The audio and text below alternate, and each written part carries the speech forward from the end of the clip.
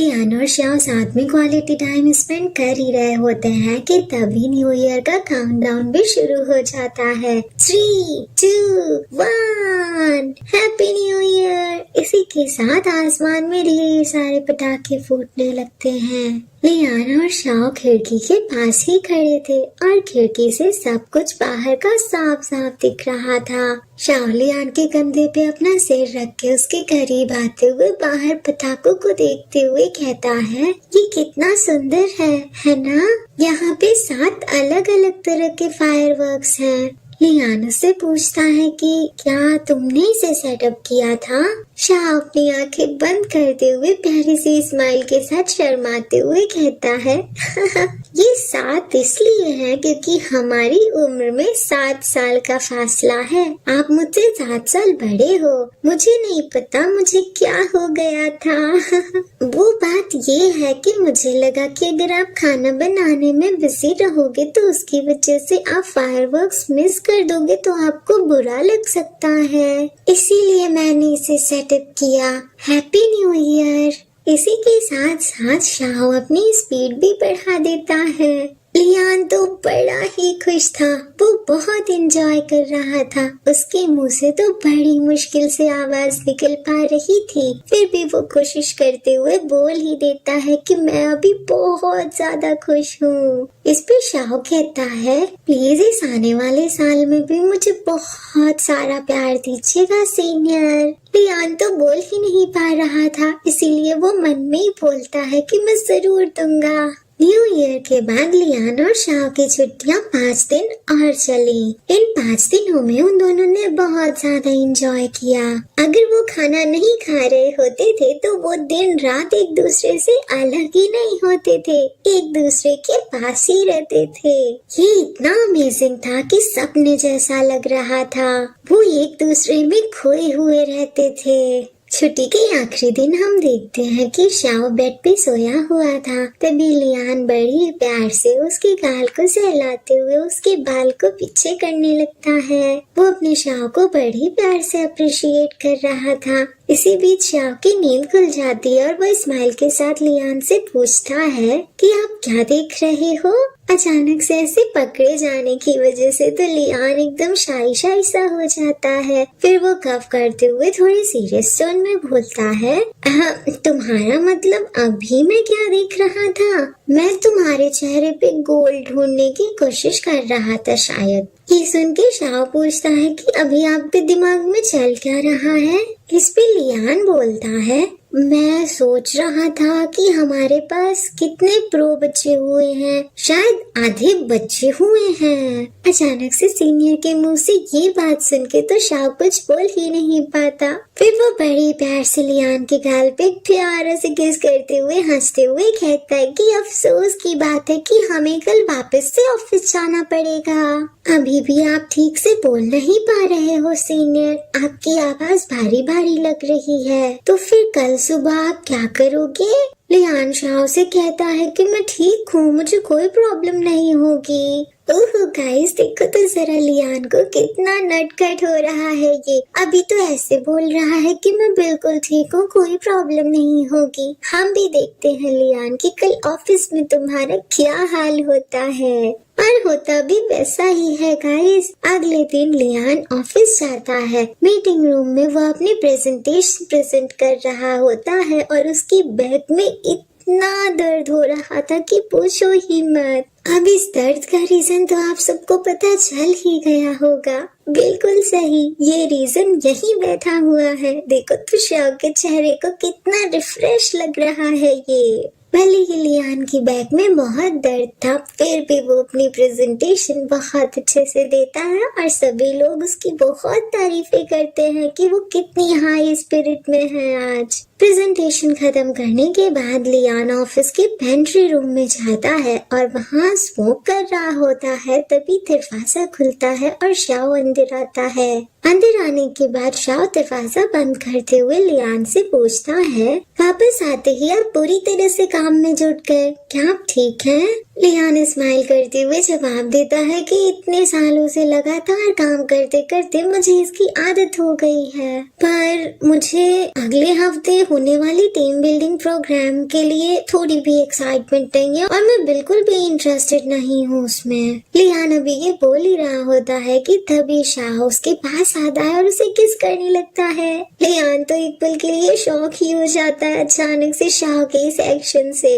शाह किस ब्रेक करते हुए लियान से बोलता है, पर मुझे इसकी आदत नहीं है, मुझे इस चीज की आदत नहीं है कि मैं अपने हिसाब से जब चाहे तब आपको छू नहीं पा रहा हूँ। ये बोलते हुए शाह लियान को हक कर लेता है। लियान भी शाह को बड़े प्यार से हक करते हुए उसे बताता है कि अगले हफ्ते 14 फरवरी है और वैलेंटाइंस डे के दिन कंपनी हमसे ओवर टाइम काम नहीं कराती। शाह प्यारी से स्माइल करते हुए पूछता है कि क्या सच में? तब तो मुझे उस दिन का बेसब्री से इंतजार है। देखते ही देखते 13 फरवरी आ जाती है। लियान ने तो शाह के लिए वैलेंटाइंस डे का गिफ्ट पहले ही खरीद लिया था। वो उसे पैक कर रहा था। वो काफी खुश था। उसे लग रहा था कि शाह को ये गिफ्ट पसंद आएगा। लियान को पता था कि शाह को फोटोग्राफी करना बहुत पसंद है, तो ये वैलेंटाइंस डे गिफ्ट उसके लिए बहुत अच्छा रहेगा। लियान कैमरे को पैक करके अपने डेस्क के अंदर रख देता है। उसके बाद वो तुरंत अपना फोन निकालता है और बड़ी सी स्माइल करते हुए कहता है कि मुझे रेस्टोरेंट पे बुकिंग भी कर लेनी चाहिए। लियान तो बहुत ही ज्यादा खुश था। वो वैलेंटाइंस डे का बड़ी बेसब्री से इंतजार कर रहा था। तभी उसके कैबिन दरवाजे पे नॉक होता है। वो तुरंत अपना फोन नीचे करके अंदर आने का ऑर्डर देता है। वर्कर आके उसे बताती है, डायरेक्टर के अभी अभी एक नया नोटिस आया है। जो एम्प्लॉयज कंपनी में 1 साल से कम टाइम से वर्क कर रहे हैं, उन्हें कल सब्सिडरी कंपनी में 1 दिन की विजिट पे जाना होगा। इस नोटिस के बारे में जानने के बाद तो लियान शॉक ही हो जाता है, पर फिर वो अपनी ये एक्सप्रेशन उस वर्कर को नहीं दिखा सकता था, इसीलिए वो फेक स्माइल करते हुए ठीक है बोलता है और वापस से अपने फोन को पॉकेट में रखते हुए कहता है कि मैं डिपार्टमेंट के नए एम्प्लॉयज को जल्द से जल्द इस बारे में इन्फॉर्म कर दूंगा। उसके बाद वो वर्कर थैंक यू बोल के वहाँ से चली जाती है। दरवाजा बंद होते ही लियान के तो होश ही उड़ जाते हैं। ऐसा लग रहा था जैसे उसकी सोल उसकी बॉडी से बाहर निकल गई हो। बेचारा इतना सैड था कि पूछो ही मत। और उसका रीजन ये था कि शाह को भी कंपनी में काम करते हुए 1 साल से कम टाइम ही हुआ था। इसका मतलब ये था कि शाह को भी जाना होगा कल सब्सिडरी कंपनी में विजिट के लिए। पर कल तो वैलेंटाइंस डे है ना। ये सब सोच के तो लियान बहुत ही ज्यादा सैड हो जाता है। उसकी सारी एक्साइटमेंट ही खत्म हो जाती है। अपनी सैडनेस को भगाने के लिए और अपने मूड को थोड़ा ठीक करने के लिए वो वॉशरूम जाता है और अपना फेस वॉश करने लगता है। उसे तो समझ ही नहीं आ रहा था कि इस घटिया से इवेंट को वैलेंटाइंस डे पे रखने की क्या जरूरत थी। लियान अपना फेस वॉश कर रहा होता है कि तभी वहाँ शाह आ जाता है। वो उसे पुकारता है। लियान अपना चेहरा ऊपर करके देखता है तो शाह प्यारे से स्माइल करते हुए बोल रहा था, क्या आपका मूड अच्छा नहीं है? देखने में आपका मूड अच्छा नहीं लग रहा। इस पर लियान उससे पूछता है कि क्या तुम्हें वो नोटिस मिला कि तुम्हें कल सब्सिडरी कंपनी में विजिट के लिए जाना होगा? शाह प्यारी से स्माइल करते हुए कहता है कि हाँ मुझे मिल गया। लियान टैब बंद करते हुए बोलता है, इसीलिए मेरा मूड खराब है। कंपनी ने तो हमारे वैलेंटाइंस डे के प्लान को खराब ही कर दिया। लियान को ऐसे सैड देख के शाह को बिल्कुल भी अच्छा नहीं लगता। वो अपने सीने के कंधे पे बैठ करते हुए उन्हें अपनी ओर मोड़ता है और अपनी हैंकी से उनके चेहरे पे लगे पानी को पोंछते हुए कहता है, नहीं बिल्कुल भी नहीं, मैं मेक श्योर करूँगा कि हम अपना वैलेंटाइंस डे बहुत अच्छे से एंजॉय करें। उन्होंने कहा है कि हम लगभग 5 बजे बस से वापस आ सकते हैं। उसके बाद हम साथ में मिलकर वैलेंटाइंस डे मना सकते हैं सीनियर। लियान उससे पूछता है कि क्या तुमने उनसे इस बारे में पूछा? शाह स्माइल करते हुए कहता है कि हाँ, मुझे आपका गिफ्ट भी तो कलेक्ट करना है, पर आपको ऑफिस में लगभग 6 बजे तक मेरा इंतजार करना होगा। ये सुन के तो लियान इतना खुश था कि पूछो ही मत। वो वो बड़ी सी स्माइल करते हुए कहता है कि ठीक है, तो जल्दी आना, तो मैं तुम्हारा इंतजार करूंगा। सीनियर को ऐसे खुश देख के शाओ तुरंत उसे हक कर लेता है। लियान उसे खुद से थोड़ा दूर करते हुए धीरे से बोलता है कि तुम ये क्या कर रही हो? हम कंपनी के बाथरूम में हैं, कोई भी कभी भी अंदर आ सकता है। इस पे शाओ अपना सिर सीनियर के सिर से सहलाते हुए बोलता है, तो आप भी मेरे साथ वैलेंटाइंस डे मनाने के लिए एक्साइटेड हैं? मैं तो बहुत ही ज्यादा खुश हूँ। लियान शर्माते हुए अपनी नजरें दूसरी ओर करते हुए जवाब देता है कि बिल्कुल, मैं इसके लिए एक्साइटेड हूँ। वो तो मन में यही सोच रहा था। मैं कह सकता हूँ कि इससे पहले मैंने कभी किसी चीज की इतनी परवाह नहीं की और ना ही इतनी बेसब्री से उसका इंतजार किया।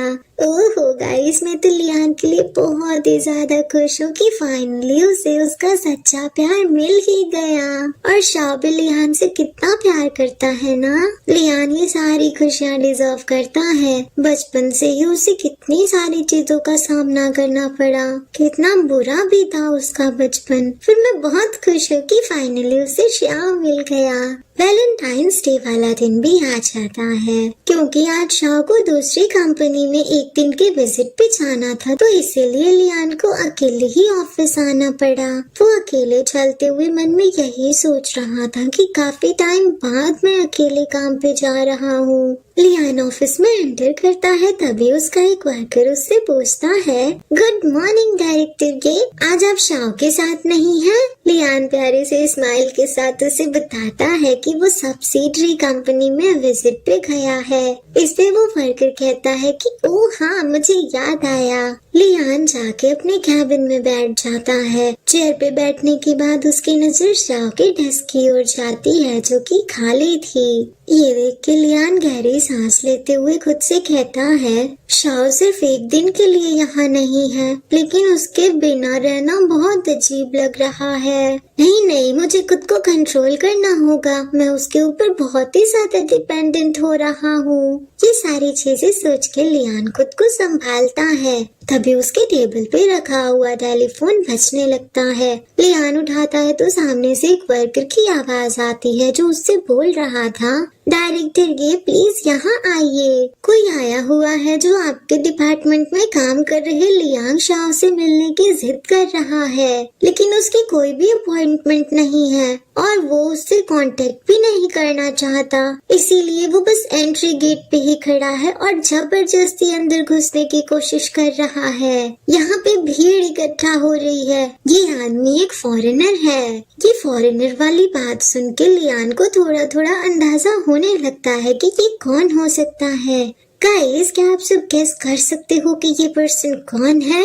लियान तुरंत टेलीफोन को नीचे रखता है और अपना फोन उठाते हुए भाग के जाने लगता है। एक तरफ ये सारी चीजें चल रही थी, वहीं दूसरी ओर हम देखते हैं कि वो फॉरेनर और कोई नहीं बल्कि रोमन ही था। रोमन यानी कि शाओ का एक्स। उसके और गार्ड्स के बीच में बहस चल रही थी। गार्ड्स उसे समझाने की कोशिश कर रहे थे कि सर आप अपॉइंटमेंट के बिना अंदर नहीं जा सकते, प्लीज हमें अपना काम करने दीजिए। पर रोमन तो मानने को तैयार ही नहीं था। तभी एलिवेटर की आवाज आती है। रोमन की नजर लिफ्ट की ओर जाती है तो वो देखता है कि लियान उसकी ओर आ रहा था। लियान को वहाँ देख के गार्ड साइड हट जाते हैं। लियान रोमन के एकदम सामने खड़ा होके सीरियस टोन में उससे कहता है, लियांग शाओ यहाँ नहीं है, अगर कोई बात है तो प्लीज मुझे बताओ।